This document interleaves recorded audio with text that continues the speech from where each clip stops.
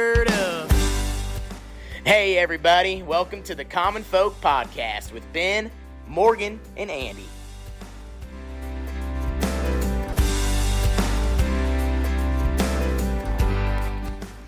Welcome back to Common Folk. Yes, sir. Gosh, we didn't even get any notifications. He was pushing buttons over there, Andy. What do you mean? Normally he's like, all right, you guys ready to start? And something, and then he's like, shh. And then I've had enough of your guys' shit. You don't listen to me. Yeah, that's true. And I have to constantly tell you to be quiet. and so he just started. I was like, okay, good thing I wasn't like going to the bathroom or something. I mean, you start a podcast because you like to talk, and then you start talking, and then you have Ben saying, stop talking. Right. It's like, See? can't freaking win. Right. You got to know when to talk and when not to talk, all right? Or he just turns our mics off. Get your stuff together. Maybe that's the next country music song that's going to be remade into a big old hit. Seems to be the trend nowadays. There Yeah. you go. You know, Yeah, we could get to number one. know when to hold 'em, know when to shut up. You write it. That stuff. Sounds great. How about you write it and not sing it? Yeah. Kidding. I'm on board with that. It's hot in here. Yeah, Hold on, it's I hot. There we go. That'll help. That'll help. And With this- that awesome koozie. And the koozie's awesome, and the name of the beer, cold beer. I mean, you can't beat that. Yeah, but cream ale. It's really I good. saw that the other night, and I was like, ain't not going to do that. That's really good. We get to hang out with those guys the other day Yeah. Yeah, they hosted the podcast award show. at Nebraska Brewing. Yeah. We came in second on a couple awards. Like but in your we own, were right there. In your own mind. Well, I don't know. There weren't that many votes, so we had to be close to the top. Had to be. Had to be. Yeah. No, it was fun. It was hot there, too. It was, yeah. I did get notification on that one that it was going to be hot back in the brewery. So, Yeah, They had good cold beer, though. yeah. They did. Mm-hmm. And a heck of a job putting it on for their first year. I thought it was a pretty good deal. Yeah, Did you it was know great. everyone there, Andy? Yeah, I Like knew. all the other podcasts? Not all the other podcasts. I interact with a lot of them online and stuff. Okay. But I would say I only knew about a third of the people there. They were all big Husker. Yeah, it was kind Podcast. of, and that's kind of what it was set up to be. And before is Husker podcast, Husker football podcast. Which Yeah, right. is Yeah. amazing that there's hundreds of Husker podcasts. Is there really that Yeah. many? Yeah. There's a lot. quite a few. There's quite a few. And So- you don't, obviously, I mean, for our listeners, don't just talk about Huskers. Yours is just sports in general. Right. All right. Ours is a sports betting show, but it does focus around Midwest teams. Okay. So we're always talking about the Huskers if they're playing. But yeah, we didn't want to pigeonhole ourselves into just whatever 12 weekends out of the year. But some people really do. It's Oh, just yeah. Huskers. So then what do they talk about when there's nothing Huskers going on? They talk about what could happen, what might have happened, who's going to get hired, who's going to get fired. So it doesn't end. It does not end. No, it doesn't end. Oh. They start interviewing each other. Yeah, it gets to be a very repetitive off season. Yeah. Do you listen to those? Guilty as charged. Yeah, There I we can go. tell. I can see. I can see a look on your I face. sure do. David's like, yeah, Yep. I do. Who is this guy? Yeah, who is this guy, Ben? Yeah. So we have a guest here today. This is Mr. David Madden. Not the shoe guy though. No, that's Steve.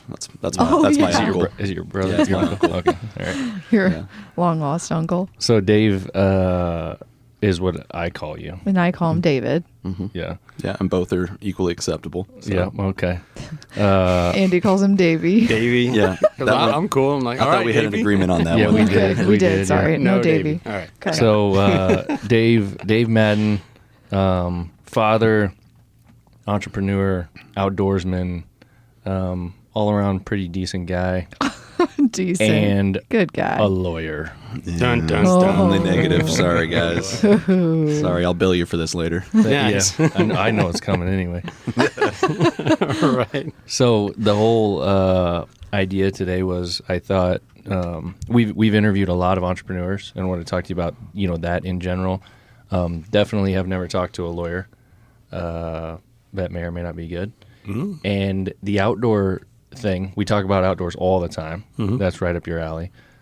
There's a ton of things we could talk about. We could be talking for hours and hours. But what we're going to start with is, first of all, I guess most recently, as adults, I was thinking about this the last couple of days.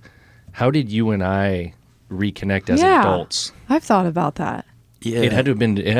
It was something to do with the farm focused business, was. I think. But Yeah, it was. It was right when you guys moved back to Nebraska from Tennessee. Okay. And you had this really cool idea. You were going to start your own company, and you were looking for some help on the intellectual property front. Okay. And so you came in, I set you up with one of my partners, and kind of walked through patents and trademarks, and if you needed copyright, all that sort of stuff. And from then, you kind of were a good client of the firm, and your brand really started to take off. So we reconnect every now and then, talk about what was going on, and how we could best position you for success moving forward. And for sure.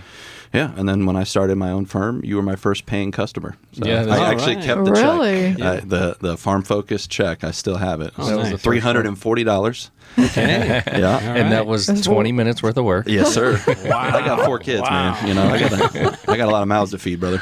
Yep. And I could not remember why I called you. I don't know what it was. I must have been talking to somebody or something, and somebody said, Well, I remember always saying, Call Dave, like, or- yeah, David's a lawyer. It's Remember like- that one idiot from high school? No. Someone gave him a law license. You should call him. yeah. Someone must have said something Had to been you. somehow we connected. But no, it's been awesome. And ever since then, anytime I have any kind of legal questions or something to lean on or something to go after, you're my go-to guy. And you usually point me in the direction of who else it might be I need to talk to. So let's have the audience learn a little bit about you. So where did you grow up? And kind of what was that like coming up?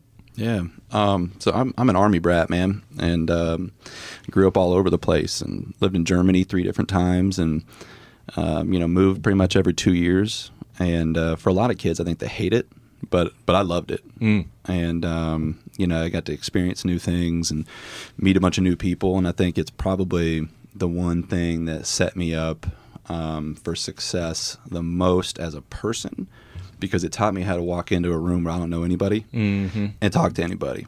Sure. And, it helps you understand that there's a whole big world out there. And, it really can inform your perspective in ways that I think if you live somewhere your whole life just doesn't do that. Right? For sure. Yeah. And so that was really cool for me. But I will tell you, when we moved here, this was the place for me that I wanted to stay. I was always like kind of ready for the next challenge, the next adventure, but there was something about Nebraska, and maybe it was just how old I was. I was ready to start putting roots down. I was 14. 14, okay. And but yeah, this was always going to be the place. So as I get older, then winters get a little longer. So we're gonna have to revisit doubt. that. Yeah, you're like, where can I have another house at? Yeah. Well, we got to do a little better at the firm before that happens. Okay, all right. Yeah. Well, So that's how I ended up here. So was it? You said Army. So your parents got moved here for the military. Is that? Yeah. Okay. Yep. So there's a big Air Force base here, but one of the biggest missions is a thing called STRATCOM, Strategic Command, and that's where a lot of the nation's nuclear planning gets done, and that's a joint assignment. So you've got folks from the Army, the Air Force, the Marines, and the Navy who all kind of work this together. And so he was a Army Ranger, like grunt. And they were like, "Hey, do you want to work on nukes?" And he was like, "Yeah, I guess that makes sense. Let's go do that." Perfect. So, Yeah, all right. Yeah. So that's our tax dollars at work, and that's how we ended up here. He was working at STRATCOM, and so he ended up. My parents split, and then he ended up getting stationed in Korea. Oh, okay. So he And did get moved again. Yeah. So, but he came back here. The saying is, once you get on it, you don't get off it, and it's true. I mean, the number of people who retire here because it's just No a doubt. great place to live and raise a family. is So for the crazy. people listening who aren't from around here, Oh, yeah. the name of the Air Force Base is Offutt Air Force That's Base. probably helpful context for that Yeah. terrible dad joke. So yeah. Yeah, and a lot of people that you meet around here in one way or another are connected to the military. How many times have you heard that story? And I haven't lived here my whole life or anything like that, but oh man, I want to get stationed out in San Diego. I was really Right, looking at Fort right. Worth, and then Yeah. I got stuck at Omaha. I'm like, oh man, and then I just loved it, and now we're retired here. Like, Yeah. you hear that. It's real, man. Yeah, you hear it from everyone. It is, and I think it's the people more than anything else. Yeah.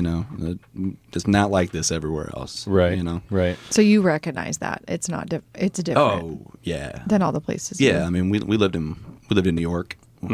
Yeah. So when we Pretty fast. It was, man, and I moved from Oklahoma to New York, and I had a deep Southern accent. Did you? So them boys beat it out of me when I got there. I mean, they were like waiting for me after school. Like, hey, you talk kind of funny, man. And I was like, uh-oh.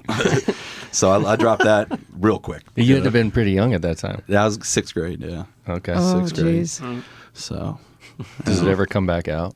oh yeah. When you're drinking or what? No. I mean, so we spent some time in South Carolina because as a family, it's kind of a special place for us for a number of reasons. And you give me like 3-4 days down there, it'll start peeking its head out. Like, yeah. See, but explain to him, because I'll get around my friends from Tennessee, and they just are Southern talkers, and then I start talking like that, like, or I just pick up something, and like, Well, and some people, I think, if you're more, because when I went to school in Minnesota, I started to get the oats and all that crap. Right. And I think some people who are maybe a little bit more linguistically inclined kind of are sponges for that. Okay, so that must be maybe me. you should be a linguist, Maybe, Okay. maybe that's Okay. your next calling. That 'Cause he always Minnesota makes deal fun is of me. real. Like we used to go up to Canada every spring for fishing, and it was usually just over a week long. And by day 4, day 5, you are talking like the locals. About It's true. You get the long O's. Oh, yes, sir. Why are you putting A after everything? But you do. Yeah, you do. Need some more bait there, eh? I sure do, eh?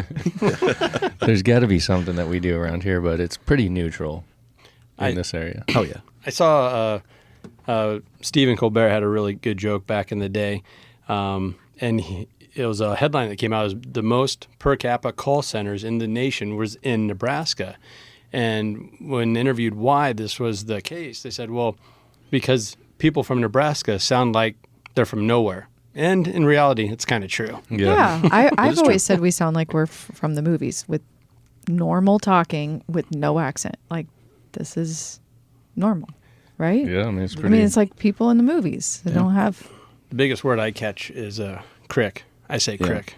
And Yeah, it's creek. it's creek. Yeah. Yeah. And sometimes, maybe this is an Iowa thing, some people will put a T when they say across. They'll be like, yeah, we went across there. I'm always like, what's that? Mm-hmm. Yep. Oh. Yeah. Where'd you get that extra letter, bud? Is that must be an Iowa thing. Yeah, it definitely is. Sorry to Definitely Iowa not a listeners. Nebraska thing. We can't claim that. So you said you were 14 when you moved to this area. Yep. How did it go from there? Like you said, being an Army brat, like, was it tough when you got here, meeting people and trying to get into groups and all that kind of stuff? And 14, you would have been, were you junior high? I was going into 8th grade. Okay, Yeah. 8th grade. Nah, not really. Again, this place is really welcoming. It's just good people. And one of the first people I actually met was Morgan's sister, Carly. Oh, really? Yeah. And so we went to 8th grade all through high school together. But no, and I kind of learned how to get in with people, Right. and do all that, and it just was kind of normal. But there was something about this place where the relationships formed a lot earlier, and they were a lot deeper immediately. So I mean, it's something in the water, I don't know, but maybe it was just dumb luck. But yeah, it was a pretty easy transition. And you went to a pretty fun high school at that time. You guys had dominant basketball teams, Yeah. volleyball teams. Right. I mean, and it was a newer school too. And, Yeah. not that it's real old now, but back then there was a buzz about it, I felt. Yeah, and I mean, my freshman year, that senior class was a really talented group of kids.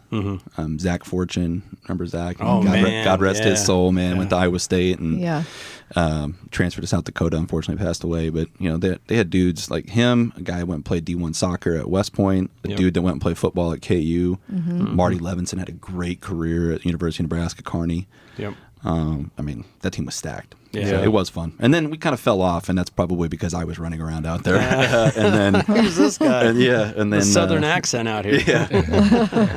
you leave me in the corner, I'll make you pay. But that's about all I can do. And so, but yeah, after that, yeah, it was a great place to be. You played Definitely. sports at the school, didn't you? Yeah, I ran track and cross country and played basketball. And unfortunately for me, because of my parents' divorce, I was in a position where I ended up having to stop before my senior year so I could work.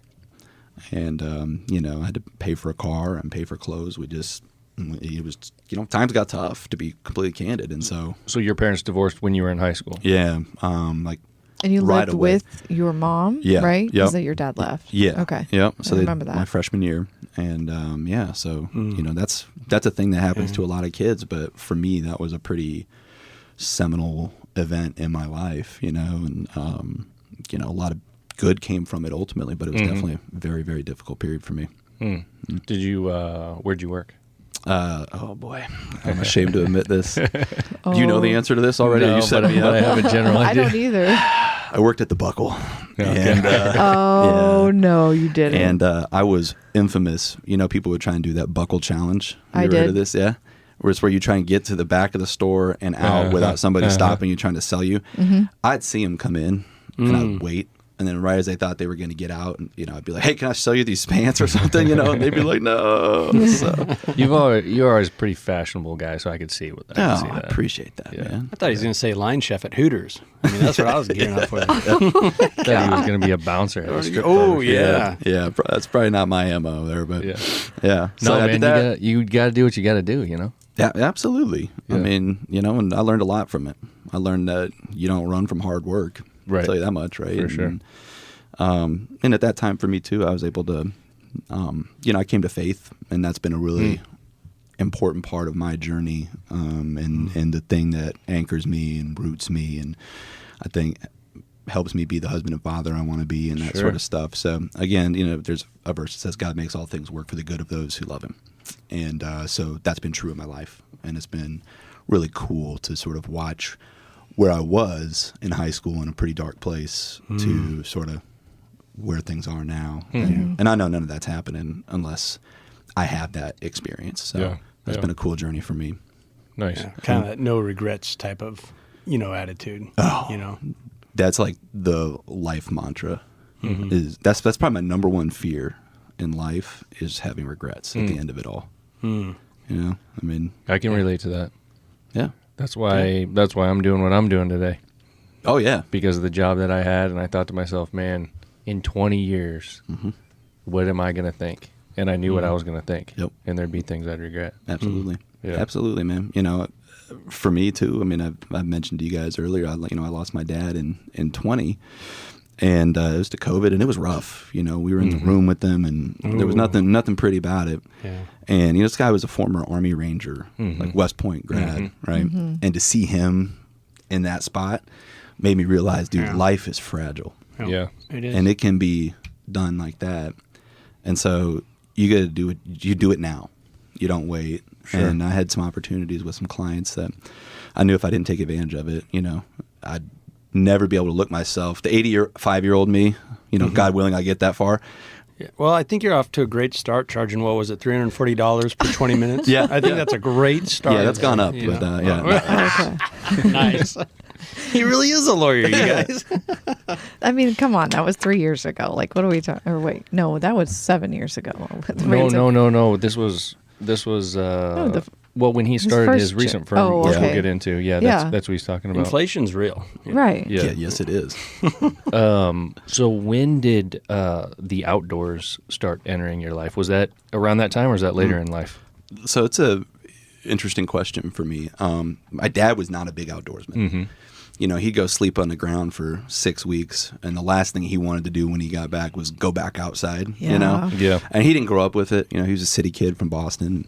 So, but I had a lot of guys around, neighbors, dads, and a grandfather who was, really into it. And so, I can still remember the first time I shot a gun. It was like a break action 410. And I think I was probably 7 or 8.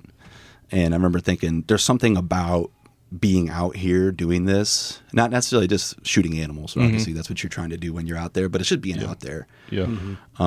That is really impactful for a young guy. And then especially when I was going through when my parents split, being outside was like the therapy, So after I graduated from high school and, went to law school and did all that, that was like the thing I chose to do with my time, was be outside, going on hunting and fishing trips and all that stuff. So for me, it's been something that I want to be a part of my identity. And I want to give it to my kids because I want them to understand, and I've told you some of the stuff that we do, try to get kids outside for the first time. You can see horizon lines change in a person just when being outside. All of a sudden the world looks a little bit bigger and maybe there's more possibilities out there for me than I thought given my present circumstances, right? So that's what we're trying to do. And there's like clarity that comes too, like just being on the water, fishing, and it's something you can't really put a finger on. Like I was thinking about this yesterday. Deer camp is special to our family, and our uncles get together. My brothers are there. My dad's there. We're all back on the farm. And the last thing that's on our minds is, ooh, we got to shoot a deer. Ooh, we got to get 3 of them swinging here. No, it's all the other things. And then the crisp, cold morning where you're sitting out there freezing your nuts off, and you're like, what the hell am I doing out here? But you love it. You know what I mean? And it's quiet. You're part of, it feels like you're part of nature. And I don't know, like if you don't experience it, you don't know. For sure. And I think what you're saying right there is it's like you said, you're sitting out there in the cold and you're just like, what am I doing? Whatever. And then it's weird. It's like a year later when season is coming up, you're like, God, I can't wait to get back out there and do that again. Yeah. Yeah. Well, and one thing I think you hit on deer camp is it's about the people. And I didn't mean to like come in here and give you guys a sermon today, but there's a verse. My favorite verse is, we'll take it. As iron sharpens iron, so one man sharpens another. And it's just, whether that's in the Bible or not, it universally to be true. Absolutely. So I get around good dudes for a weekend, and we're going to stay up late, and I'll probably find my way to some bourbon and some scotch. But when I come home, my cup's been filled, and it's because I've been around really good people. And whether I missed 6 birds, which I probably did, or left some out in the field, doesn't matter. It's exactly what you talked about. You are who you keep. Exactly. You know what I mean? And it's just fun to do those things and take a load off, and you gain perspective too. Like I don't know, when I'm going on all these road trips, get a lot of windshield time in the fall doing broadcasting football games, and it allows me to just think about how good I have it. And I hate my kids, but they're not that bad. Yeah. You know what I mean? You get to missing them a little bit. You're only gone for like 3 or 4 hours. So it is nice, whether it's windshield time or out in the field, to have that alone time, I think is important. It is, man. It is. So as we continue to kind of go through your life there, what happened first? Did you decide that you wanted to go into law first, or did you find your wife or girlfriend first? So, that's a really good question, man. Jeez. I never really set out to be a lawyer. Okay. You didn't? No. And John Grisham, who writes all these law books, has a line that I find really funny in one of his books. It's he says, no one sets out to be a real estate lawyer. So I do both of those things. And so, but for me, I was doing like political science and history and philosophy, and a brother's not going to get a job doing any of that. And so it seemed like a natural extension of those things, which I found intellectually stimulating, to go to law school. And so I kind of had figured out that's probably where I was going. And then I started dating my best friend's sister. And so it was probably right around the same time. Yeah. And we're still good friends, by the way. So that's really? Oh, that normally doesn't end well. It got dicey at first. Well, I knew like the Did you ask him first? No, but I kind of told him it was going down, Okay. I knew the first time I asked her on a date, it was a marriage proposal, right? Because like this was like a second family to me. I can't screw that one up. Yeah. If she breaks up with me, that's fine. But I knew I had to know I was all in like immediately. Yeah. And so, I would say probably about the same time. But then once we started getting pretty serious and stuff, I was like, all right, I got to make the law So you thing were happen. around the family before you obviously I was like were. going on trips with them. That's how good of friends we were. Okay, but you weren't like... No. You were attracted to Cammie at this time, too? So, no, because she was like young. You know, I mean, she's 18 months younger than me or 20 months younger than me. So like I was in college and she was like a sophomore, junior in high school. Like, and you're like, come on now. Like, right. And but my brother and her were the same grade. Okay. So I would hear tales when they were in 8th grade together. I would hear tales and be like, dude, Cammie Hogeveen is so hot. And I'd be like, I don't know who that is. And then, I saw her, she was like 16. I was like, she is really pretty, but good for you, buddy. Good luck, and then ultimately she graduated and there had been some flirting at her graduation party, and that was all. I outkicked my coverage big time, so I was trying to lock that up early. And her brother was your age? He's a year older than me. Okay, grade wise, but yeah, we worked together at like a kids' day camp, which was like the funnest job I've ever had. Okay, and that's how I got to know him. So nice, nice. So then, I don't think I knew that story. No, we definitely did not. Boy, that's good. A lot better than I thought it could have went. I thought you were like, well, I was looking into prenuptials, and I thought, I could do that better myself. Yeah, that's how I got into it. I got divorced, and I need to learn how to protect my own interests. Yeah, there you go. So you went to school, you went to law school, whatever, and then what happens after that? I was blessed to work at a really big firm. Mm-hmm.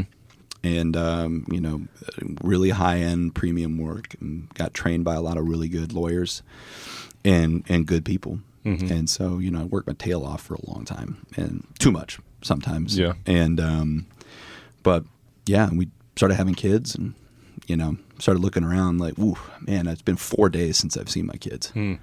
That's not so good. Yeah, because you're working that much. Yeah, there were days where it would get like that. And, so that's always a part of what we do. If you're doing the stuff that I'm fortunate enough to work on, you're going to work a lot. Mm-hmm. But that's okay, right? But some of it felt maybe a little arbitrary on why I was still at the office at 2 a.m. and stuff like that. Mm-hmm. So that's kind of when the wheels started. Like, is there a different way to do this? Can I figure out a way to do this in a way that I think honors my commitments to my family and to myself professionally, and so that was kind of where the genesis of, do I want to try something different, started. There's a question posed, interview I was listening to, and they were talking about, don't try to separate these two things, like work and your life. Couldn't agree more.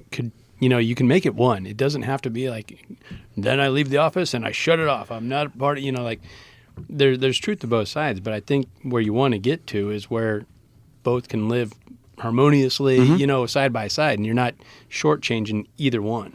One of the things that we do in our firm, which obviously we're still getting to, but we meet with our clients and we pour into them and their employees, trying to help them become better men. And the reason we do it is exactly the reason you just said, because the whole idea of this separation of personal and professional is a myth. Mm-hmm. Do you honestly think if a guy's having a really troubled marriage, when he leaves the house and goes to work, he's not bringing that home with him to work? Yeah, right. Or if you got a really bad day at the office and you go home, he's not bringing that with him. Mm-hmm. So you're exactly right. Yeah. I couldn't agree more, man. Yeah. I mean, that's a powerful thing. When you realize that and you figure out a way to implement it, it's extremely powerful in what it can do in your life. So that's cool. Mm-hmm. Is there any cool stories you can tell from your time at that firm that you were working with, of some big deal or something that was just fun, or that, I don't know, people might like to hear? And I guess before that, were you primarily in real estate when you were doing that as well? So yeah, I mean, when I started, I litigated the first year out because it was 2010, and we were just coming at 08, 09. Credit markets were just starting to unfreeze, so nobody was doing mergers and acquisitions, which was the group that I was in. And they were like, "Hey, man, we would like to hire you, but it's not going to be there. Will you be a litigator?" And I was like, "Sure." And then I did that for a year. It sucked, and then there was an opportunity to go back to the real estate group and work in mergers and acquisitions and do that stuff just on the real estate side. And so, when Conagra sold their commodities trading group, we did that deal for them, and that at the time was $1 billion plus deal. Wow. And that was really eye-opening. It was also the reason I was working till 3 a.m. a lot of times, but I learned a lot from it. That was a cool one. But the one that has been the most fun for me, as you know, is just being outside counsel to Meta Platforms on their data center developments here. And that was the game changer for me. Yeah. Because a company of that scale had the confidence in me. Because one of the things that I've always struggled with, and I think as people we all do, is imposter syndrome. When that company was like, "Hey, we would like you to help us do this," I was like, "Okay, maybe I am good at this. Maybe I can do it." Yeah. And that was $1.5 billion all-in development, and they keep adding to it. And so that was the one that gave me the juice for like, man, I really want to do real estate development. I really like this kind of work. It's really cool. And so, those are probably the things that, And so for like some perspective for people who might not understand, you're obviously working in Omaha. You're in downtown Omaha. You're in that tower. Yep. It's one of the biggest firms, so on and so forth. And the area, for whatever reason, and you guys probably had a lot to do with this, has become a really hotbed for these tech companies. Yeah. And you mentioned Meta. People know it as Meta as Facebook. Yes. And they decide to come and go southwest of town and start building these massive facilities. Aircraft Oh my carriers. God, they're so big. Yeah, and it's been, and how long have they been building? And they're still building. Yeah. It has to be one of the biggest deals that this area of the country has ever seen. Yeah. When it's everything, right? I mean, you're talking servers, you're talking distribution hubs, offices, all of it. Like it's going up Google, like the Prime building over there. So I did that one too. Amazon. And that was crazy. I did the Amazon is humongous. one, and that's 820,000 square foot building. On these data centers, man, there's 1,000 construction workers and tradesmen on site every day. 1,000. Yeah, so if you're an electrician looking for work, come on out to Omaha. 100%. I sit here, I drive past those places. Right. And every single time, my mind is just boggled. I'm like, the stuff that is going on out here, and it's like no one's talking about it. Yeah.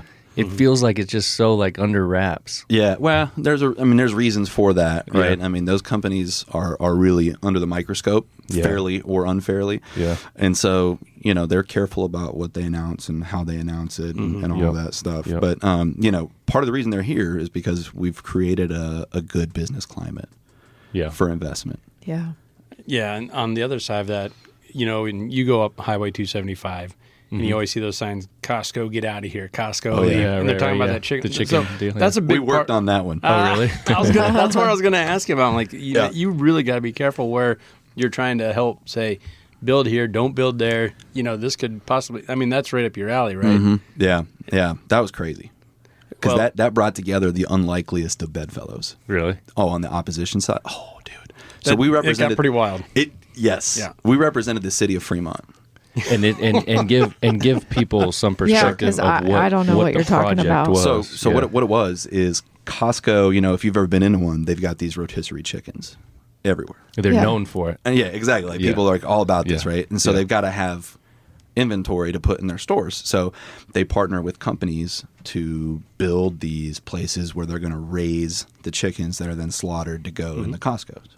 So essentially they're not like, it's not what you would think. They're not like a grocery store buying chickens from the market somewhere. They decided we are so big, this is such a big deal, that we have to have our own. Oh, I didn't know they did chicken that. farm. Yeah. So they have a chicken farm right outside Costco's? This is what's coming. Okay. Yeah. So they started in a different place, and the pitchforks came out, and they were like, well, that's not going to work. So they ended up looking at Fremont. And so our firm got retained, and I was only involved in a little way. It's actually how I met my current law partner, by the way. Oh, okay. But I had to cover, because the senior partner who was running the deal, I had to cover the public hearings because he was out of town. And he's like, hey, just so you know, these have been a little rowdy. Okay. It's the understatement of the century. Yeah. So I show up. That bad? Why am I just now hearing about this? They had to put it in like the fairgrounds building, because there were hundreds of people going to these, and I walk in, I'm like, man, there's a lot of people here for this, and there's just sheriffs like lining and I was like, I don't think I feel safe anymore. I feel like he undersold how much people are pissed off about this. And you're the guy that they're going to be. Yeah, well, yeah, they're not gonna be happy with me, right? Yeah. So I'm sitting there, and this dude gets up, and he's like, we don't want this project because we don't want those kind of people in our community. And I was like, you said the quiet part out loud, buddy. That's yikes, dude. And then another guy gets up, and he's clearly looks like he's maybe an environmentalist kind of guy. And he's like, I don't want the project either. Not for the reasons he said. That sounded kind of racist, but but they were sitting on the same side, together. Yep. And it was just the weirdest alignment of people I've ever seen. And trying to stop what you could call progress, a farm being built. And I get it. And you do hear some horror stories about like small towns in Kansas or whatever where something like that goes up, and then this clientele of people Yes. infiltrate the town, and it's like, oh man, it's Right. not what it was. Yeah. You know, so Rightly or wrongly, there were some people who weren't real happy about it. And like you talked about with the environmentalists, you know, there's a lot of like odors and runoff. Yeah. Runoff was the and- big concern. Yeah. Ruining the water. Yeah. talk to And the what millennial happens- farmer with that. What happens with all the litter and like all that kind of stuff. But So what yeah. happened?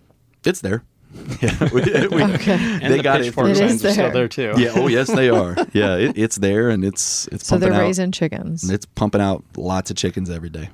And Lots of this them. services a lot of Costco's. I honestly don't know. Okay. I mean, we weren't Yeah. in I'm not sure we either, weren't yeah. that deep in the weeds on that side of things. So. Did not know But it's- chicken had or Costco had their own chickens. But Okay. you know, I mean, they strategically could have just brought some of those rotisserie chickens in, because everybody goes to Costco loves those rotisserie chickens. Yeah, they could have That- just served them at that meeting. That could have been some common Yeah. ground That for would've everybody. swayed it, yeah. They're all just eating the chicken and then yelling at each other. I think that would have been seen as trolling. I don't think that would have gone over to. I would have had to run out of there.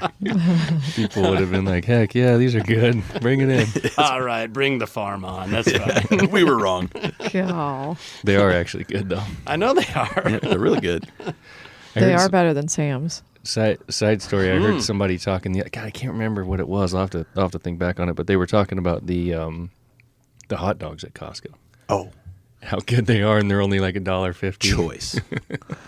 Like my kids want to go there just Just because for they're the trying to hot get those hot dogs? dogs, man. Oh yeah, they're legit. Was it like $2 for an 8-pack? $1.50? No, No, the it's ones they their- serve. They serve Oh, them. the- Yeah. oh, yeah. wow. Oh, Yeah. see, and I we have Okay. memberships to both, but I like the churro things, the cinnamon sugar things at Sam's. Okay, I don't No, have a those are Sam's. good. Yeah.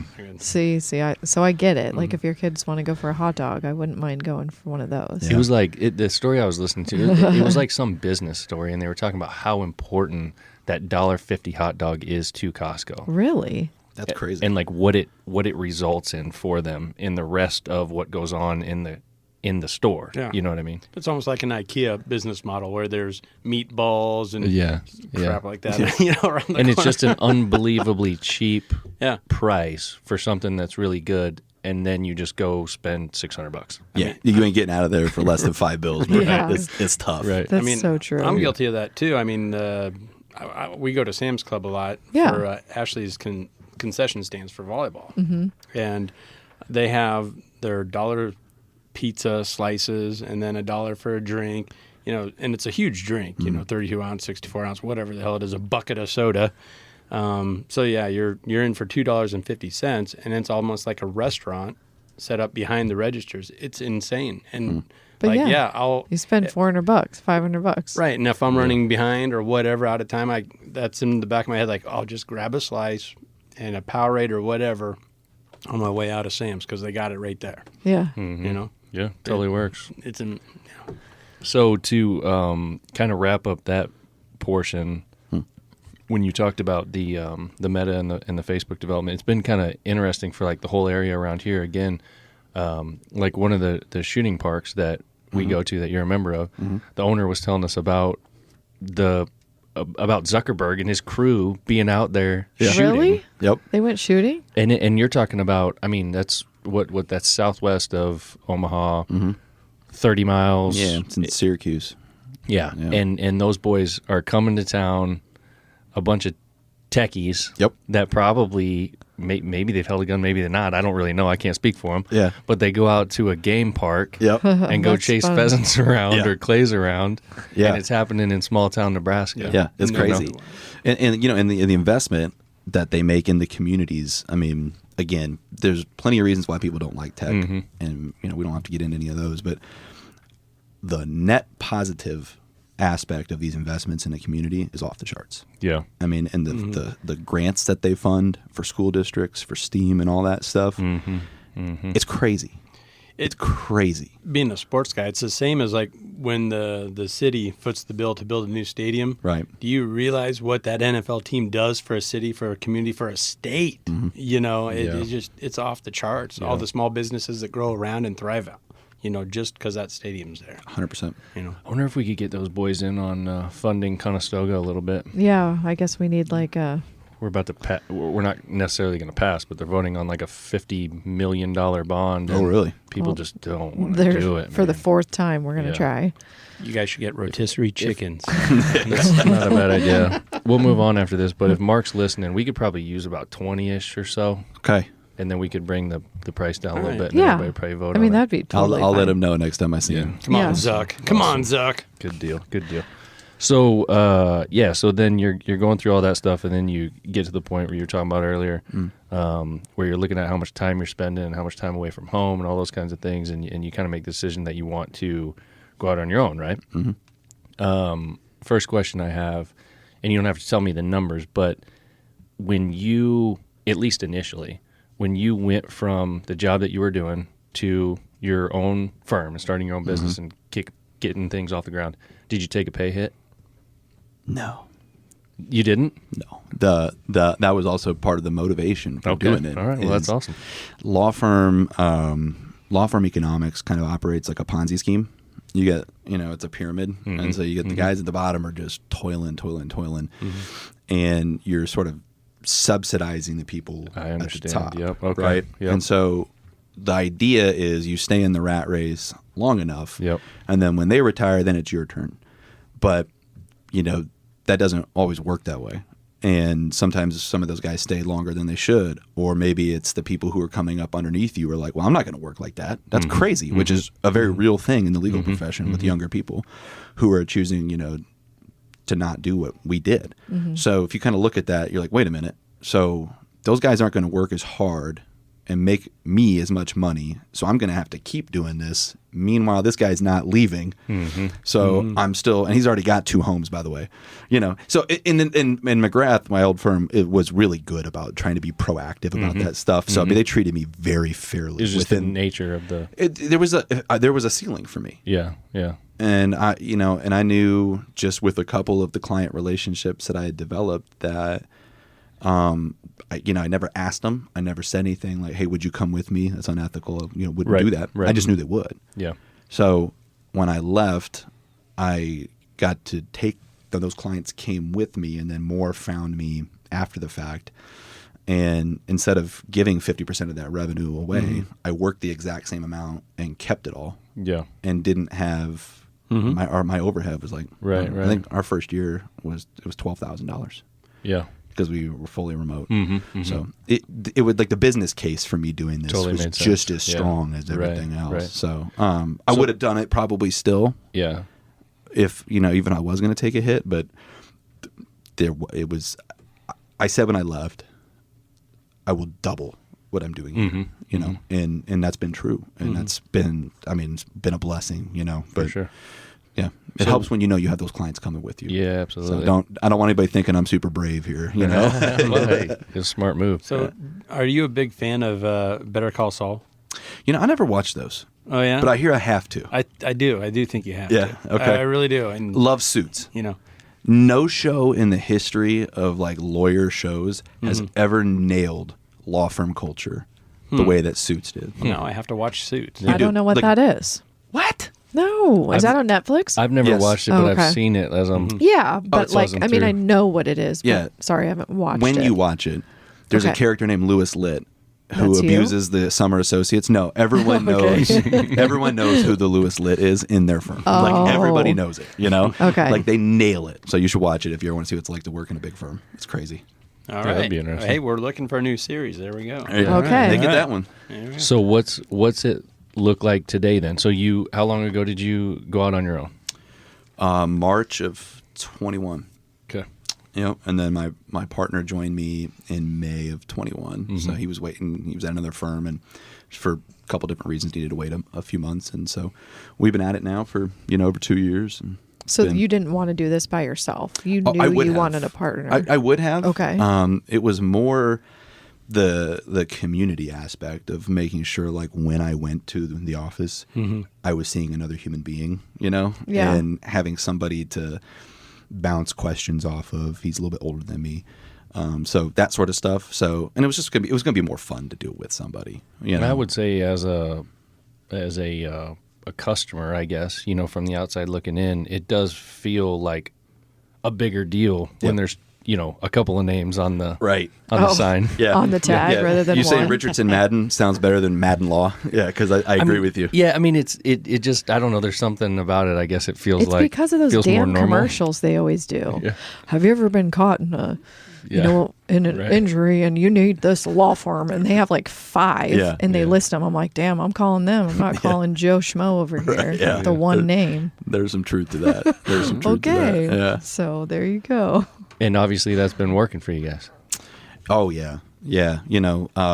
Just our values are aligned. Mm-hmm. So it's about more than just the practice of law and business. It's about doing something like that with someone who wants to make similar impacts on the people around him. And so that's one of the things we said is when we don't always do a good job holding ourselves accountable to this standard, but some percentage of our time needs to go to things that are about others. And for us, sometimes that's leading a Bible study at a client, right? Could never have done that at my old firm. I could have, but it would have been like, I need to keep it under wraps kind of thing. Yeah. I don't care. I answer to no one other than my partner, and same for him. And so if that's something we want to do, we want to do it. If I want to go take some kids hunting on a Thursday morning, we find that space to do that stuff. And I found that even with the success of our business, which has been really, really awesome, it's even more rewarding because of the things that we have committed to do as individuals, investing in others, man. Because you don't only free up you're allowed to do it. You can let yourself do things. You also gave yourself time to do it. yeah, It's kind of a twofold win-win. it's true. So really, that's right. So On that point, you mentioned earlier that you were noticing when you were working for somebody the amount of time that you didn't have to spend and so on and so forth. How has that changed for you now being an entrepreneur? So that's a really good question. People are like, "Oh, you working a lot less?" And the answer is no. And thankfully, because I bill by the hour, so Yeah. and Is it 20 minutes? yeah, yeah, exactly. But how I do it is different, You're right. Yeah. and I don't have somebody come into me on a Friday night at 5 as I'm trying to get out of there and go, "Hey, dude, can you turn this purchase agreement for me? We need to get it to the client tonight." I'm like, "No, you don't." But if somebody can't say no to, you got to do it, right? That's the kind of stuff that's and again, I don't want to paint my old firm. That was just the way not it all. works. Yeah, sometimes it But was. that's how it is. Yeah. Like when you're sometimes working it, sometimes for it was that somebody, way, right? Yeah. And so that isn't the case anymore. If I want to get up really early and get some stuff done, I can do it. And then that maybe preserves some time from later on, pick up my kids from school or do something like that. So the work is not less, but you own and get to manage how you do it a little bit better with a little more freedom. And that's good. I'm not good when I don't have stuff to do. Like I'm just not made for it. Yeah. Yeah. Like you're a busybody. Well, like I'm real good at sitting around watching football all day. Like, I'll do stuff like that. Yeah. And just like sitting on a beach or something like that. I don't have to like go do stuff, but like in my professional life, You want to be. I want to be fully engaged in what I'm doing because I'm better at my job when I am. And I got too much time to sit around and think about how sucky the real estate economy is right now. Right. It's not good for me, I think Idle you hands. Exactly. Yeah. Devil's workshop, man. Yeah. I think you made a great point there when you said you work more. Yeah. And that's a fact. I mean, as an entrepreneur, you absolutely work more. You know it. Yeah, and we talk about this a lot. But it's different. To your point, like to elaborate on your point, it's more, but it's more flexible. Like if it's for you. And 100%. So the what you get out of it intrinsically seems to be, and that's not for everybody, but for me it's a lot more satisfying. Yeah. It's easier to do, isn't it? Because the rewards come back to you rather than the pyramid scheme. You're propping somebody else up. Absolutely. Here you're propping yourself up, and if you put in more time, you're going to prop yourself up even better. So like, I don't know, it's almost like that snowball effect, isn't it? Yeah. If you have that mentality of, like you want to stay busy and you want to be building something and you want to have something more to show for it when it's all said and done rather than just a 401k or whatever it is. Yeah. that's where you get your satisfaction. No question. And about that's what makes certain people successful at entrepreneurship. And that doesn't mean that's the only way to do it. That doesn't mean that's the right way to do it. There's a lot of people that don't feel that way. Right. They want to just do their thing every day with the people they work for and go home and not have to worry about it. And that's totally cool too. Mm-hmm. But I just think to reiterate what you're saying again, you work more, you do have more flexibility, but for the right person, it's a little more satisfying. I think so. Yeah. Mm-hmm. So you touched on a couple of things that I want to get into, and I'm not clear yet, but I think what I'm picking up on is maybe within your firm, you were talking about like taking the kids out and going hunting and doing the Bible studies and these kinds of things. Mm-hmm. Is that something that's affiliated with your business, or is that just your personal life, or what is that? So, we only do that with like select clients, right? Mm-hmm. That mm-hmm. would be open to it, right? Because we don't want to make anybody feel uncomfortable, right? Yeah. But that's what we do. Some of like the stuff for employees, we do that through our firm. I mean, we show up as, hey, we're your lawyers, and today we're going to teach you how to be awesome at being a dad, Mm-hmm. So we do that as part of how we have built our firm, because we think that businesses can do more than just make money. And that's fine. I mean, I'm a capitalist, right? You just want to make money in your business and do that. It's great. Mm-hmm. But you can also do more.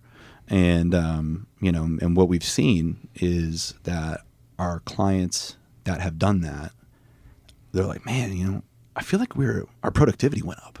It's like, yeah, because Mm-hmm. you got people that are happy and they're figuring out their relationships at home, and they're not weighed down by some of those things because, not like we're like we're not counselors, right? But like just, again, being around good men, being around good people, it helps people, and so we've been able to do that a little bit through our business. And the kid thing, I'll take guys out who are just going through a tough time and try and get them into a new environment, like outside.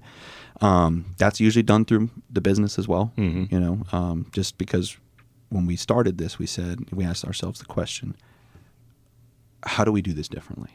And our little tagline, which we have no website, we have no branding. We are a real law firm, I promise we exist, right? We just like to tell people it makes you exclusive if you're one of our clients. Because if you know, exactly. then you know. It's a good spin on it. You must have went to marketing school too, maybe. I don't know. No. It's like those bars downtown where they're like, oh, if you know, then like you the have to knock. speakeasies. Yeah, you're like, got to knock on the door. You got to just know. Okay. Our tagline was like, when it's time for something new. So at least that's what we tell ourselves. Mm-hmm. So we tried to figure out how are we going to be a little different.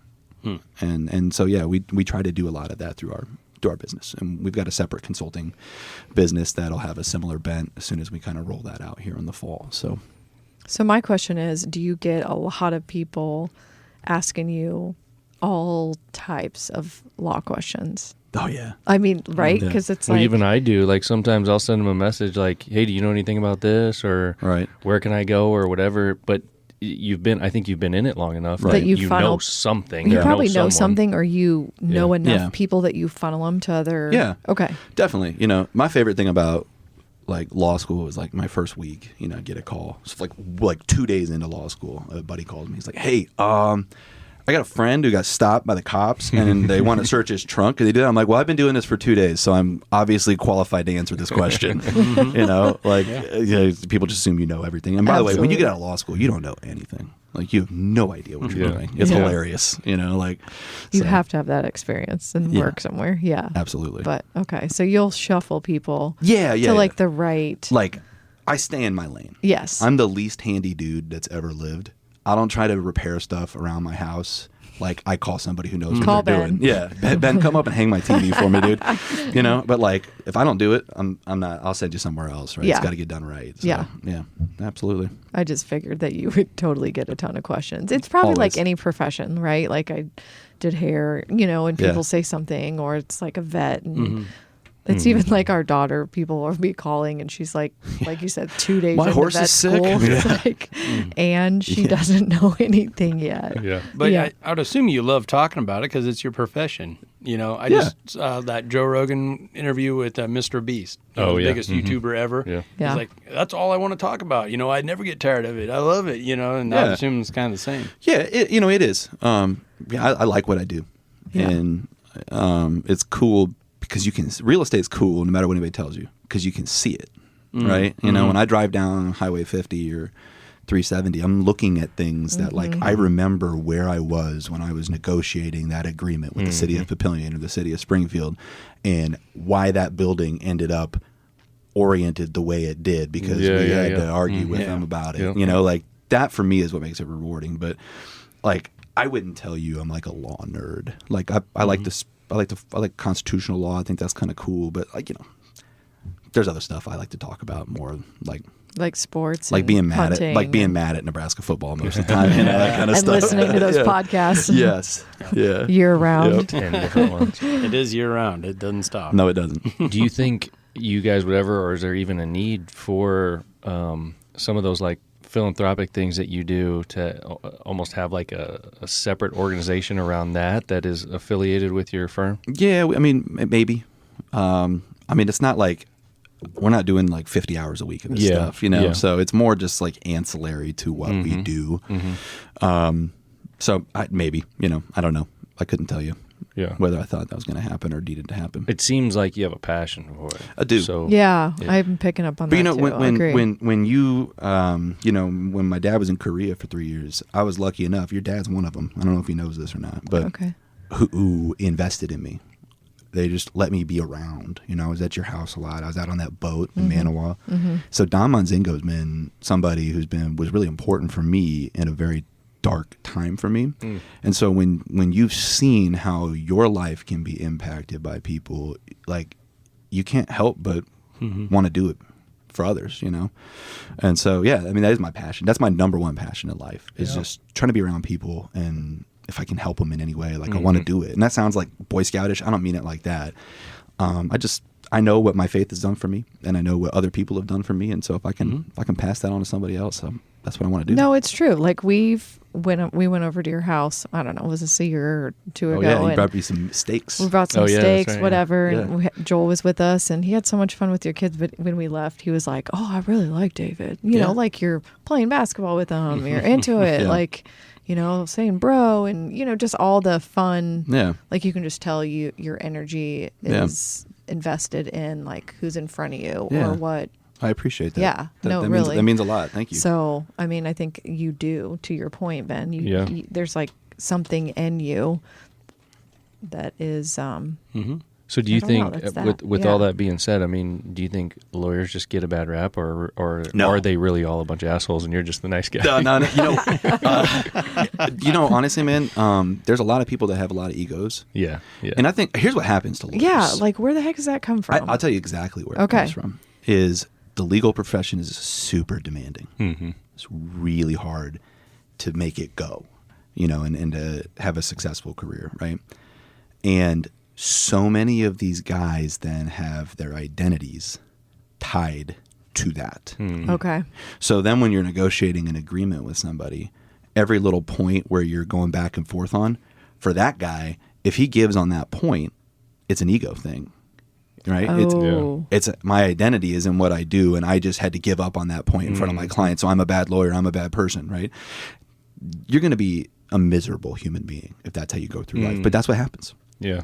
And so some people, I mean, that's it's honestly, it's a well-deserved reputation for some. Yeah, it is, dude. I mean, I'm not going to sugarcoat it. And obviously, I was joking a little bit, but you know, you get that in any profession. Yes. I mean, there's 100% like that and everything, but for whatever reason, it's fun to joke about. There's lawyers. a lot of dudes with egos that well, my dad, when I graduated from law school, I did a joint party with one of my really good friends at the old Mesa in Bellevue. So it was a nice formal affair, and his dad's a lawyer, so he had a bunch of like other lawyers and judges from around town come to this thing, and so he waits till everybody's there, and all of a sudden he's like, I got something I want to say. It's kind of like a drunk uncle thing. I was like, I don't like where this is going. Love it. And he proceeds to go, what do you call 5 dead lawyers at the bottom of the ocean? And there's nobody wants the answer to this question. Like, nobody wants the, and he like looks around and he's like, he goes, a good start.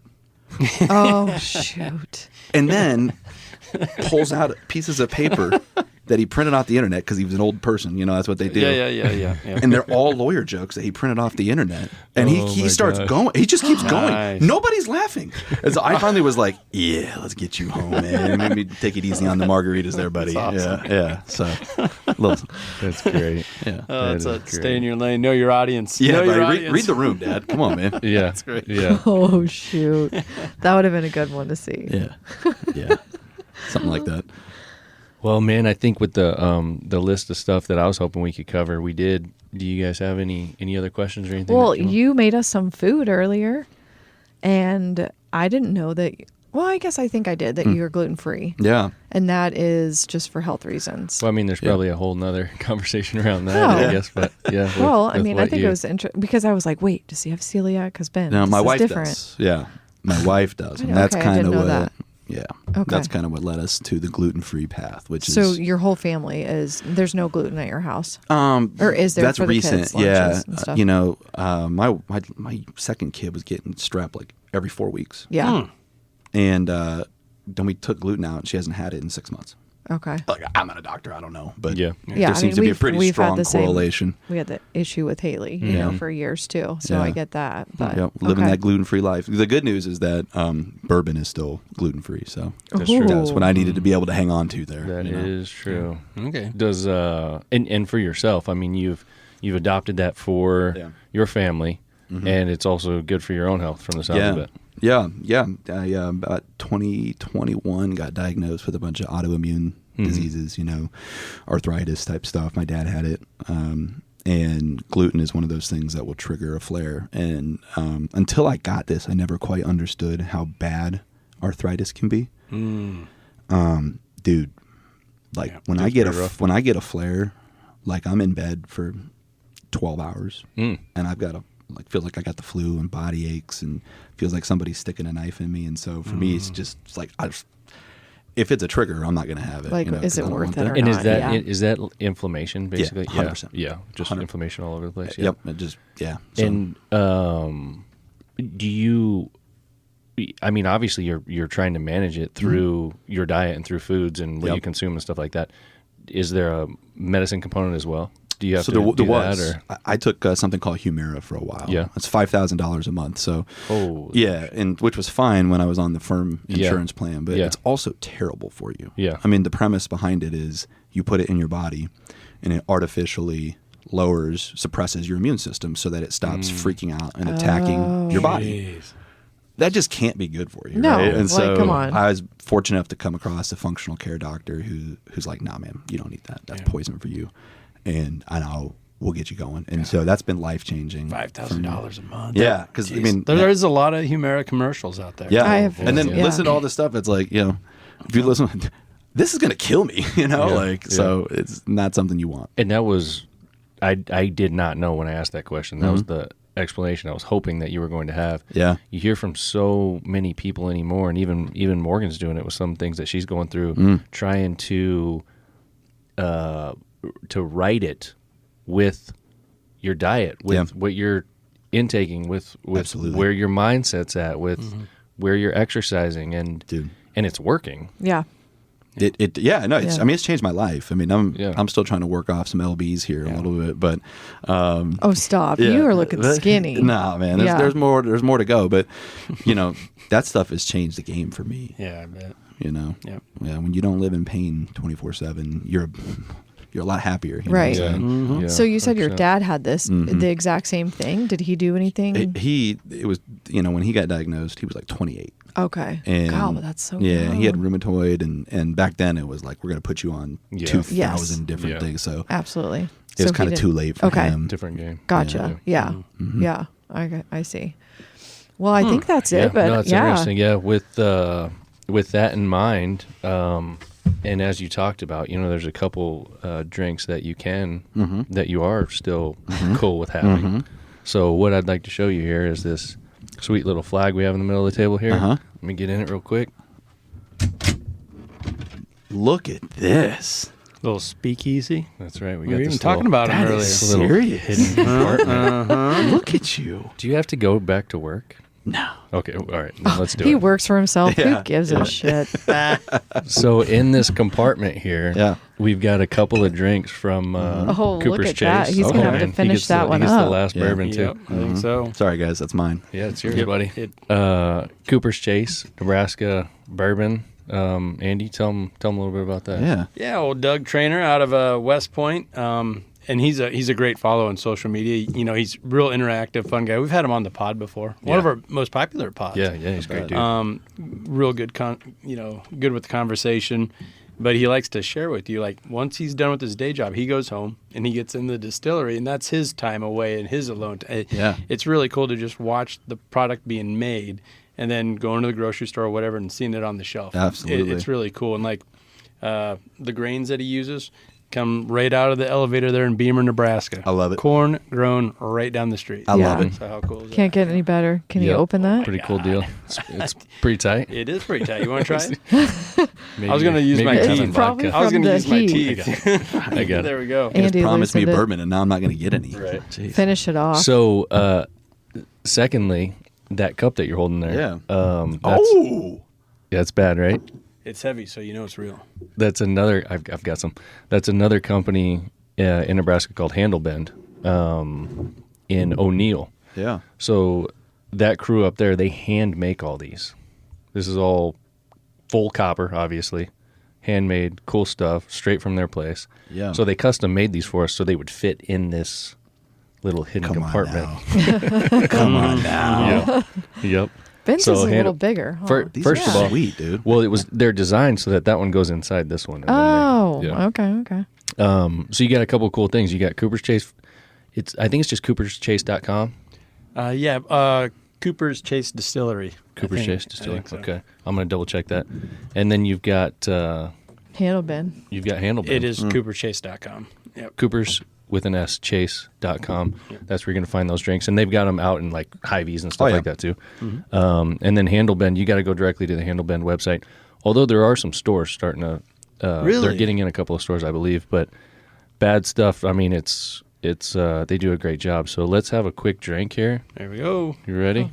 Cheers, Cheers, guys. guys. Cheers. I appreciate you coming Cheers. on. I apologize for these low numbers just coming your way. Stop. All right. Oh, that's good. They do a pretty good job. I think it's pretty good. Tell your man Doug to holler at me. That's pretty good. Yeah. Yeah. I like that. So on that same note, this is a Handlebend package right here, and we like to give all of our guests a Oh. gift. That's your gift That's really cool, man. I appreciate that. for sure. So Yeah. inside that package is some of these only bigger version. No kidding. Yep. Yep. He's gonna get used. This get used tonight. I'll send you guys pictures. All right. Yep. Good deal. As you can tell, those boys, they do an awesome job with the Oh, packaging. yeah. You get a little crowbar on the side so you can crank that thing open to get to your cups. This is sweet. Pretty cool. Yeah. Anybody looking for a unique gift, Yeah. that's next level. Handlebend.com. Handlebend.com, that's right.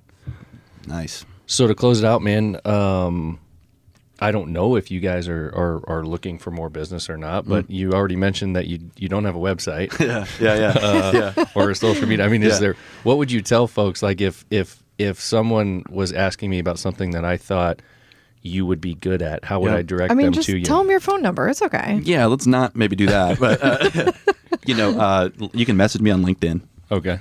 My email address is david.madden@richardsonmadden.com. So that's Okay. pretty easy. So, Yep. even if we're not a good fit, I'm happy to send people the right direction, like I do with you. So Do you work with folks outside of our area here, Oh, or yeah. is it all pretty local? I think I've done real estate deals in probably 40 states. Cool. Yeah, Cool. so- Yeah, I mean, and even something as simple as like we were buying a little piece of property and I needed some help, and Yeah. you lined everything up, and Easy. you got your standard closing costs. You know exactly what you're doing. You send me the forms. Boom. Yeah. I mean, I no, don't know we're- if that's up your alley or not. But Yeah, if it's something like that, we're happy to help. Yeah. Especially if it's something one of your listeners or somebody you're affiliated with. We like to partner with people for sure, so sure. definitely. And we could put that email address in the show notes if Oh, yeah. people want to check it out. Yep. Cool. I So appreciate yeah, that. yeah, man. No, this has been fun. I don't know why, but for some reason it came to my mind like, man, it'd be fun to talk to Dave. And I hope it was. Yeah. It was. It has been fun. I learned a lot too. It's very different from a lot of things that we typically talk about, but on the other hand, it's also very similar. Yeah. I mean, there's a lot of the same themes. It's common people, Yeah. doing cool stuff that a lot of people don't really know about. And people being passionate about what they're doing Right. and loving 100%. it. 100%. And you Yep. love what you do. I do. And you help a lot of people. Yeah. I mean, that's I very hope so. common Yeah. That's the goal. here. Absolutely. But Well, we thanks hope for having you me, had guys. fun, This is man. my Thanks first for coming. one. Huge privilege. Seriously, this is a lot of fun. Good I appreciate deal. you guys. No, that's Aw, great. thanks for coming. All right. Well, you guys got anything else? I think that's it. I'm gonna Alrighty, close peace. it out. Here we go. Later.